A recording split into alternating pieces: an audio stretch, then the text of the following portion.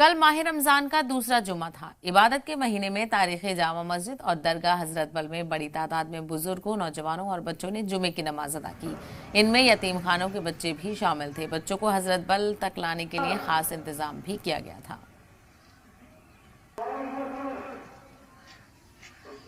آپ مسلمانوں سے یہ گزارش کرنا چاہتا ہوں کہ آپ اپنے ارد گرد جو یہ بیوہ عورت دیتی ہیں، مسکین لاچار آپ ان کی مدد کیجیے۔ اور ماہ رمضان ہمیں یہ سکھاتا ہے کہ پرہیزگاری اور متقی بننا۔ باقی السلام۔ ماہ مبارک کا مہینہ چل رہا ہے اور آج 9 تاریخ ہے، 9 تاریخ اور دوسرا جمعہ ہے۔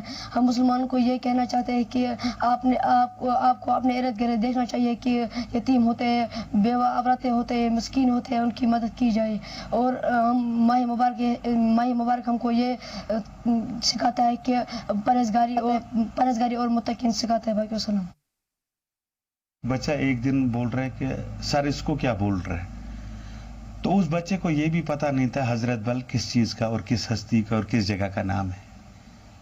میرا یہ مقصد ہے کہ اگر میرا بچہ بھی گھوم رہے پھر رہے تو اس کو ایک ہی باپ ہے، لیکن اللہ نے امت رسول صلی اللہ علیہ وسلم کو زندہ رکھ کے ان بچوں کو ہزاروں باپ ہے، لاکھوں باپ ہے۔